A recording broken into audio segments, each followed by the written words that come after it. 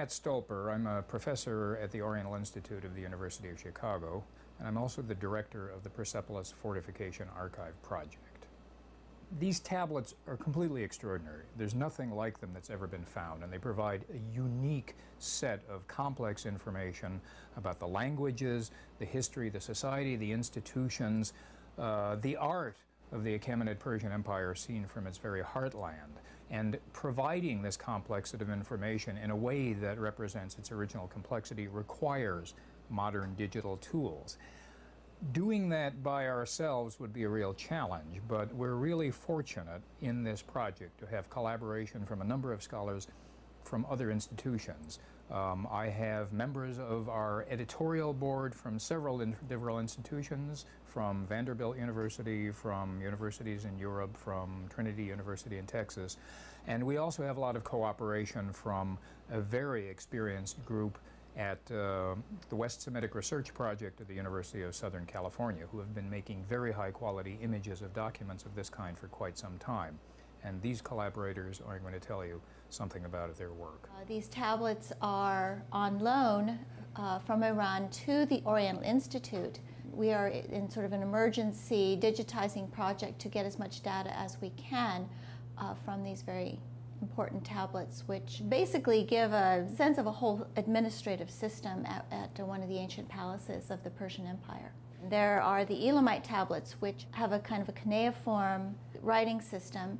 Then there are tablets with just seal impressions and tablets with Aramaic inscriptions primarily written in ink. We can capture the tablets that are written with ink very well, both in visible light and using infrared filters and other kinds of colored filters in order to bring the ink out of the tablets. Aramaic starts in what would be today Syria around the beginning of the first millennium BCE. During the Persian Empire, actually, it starts spreading. People know it primarily because it's the language that was spoken by Jesus.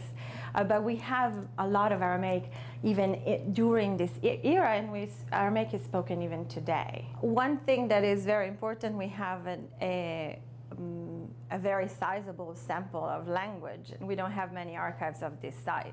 So what I can find, for example, is that there are words that I know were used later in later dialects of Aramaic, but I didn't know they were used at this time, and I'm finding them in these tablets. So for an Aramaist, this is quite an important discovery, definitely. Some of the other data, for example, the seal impressions, in particular, are very difficult to light well using a conventional camera setup.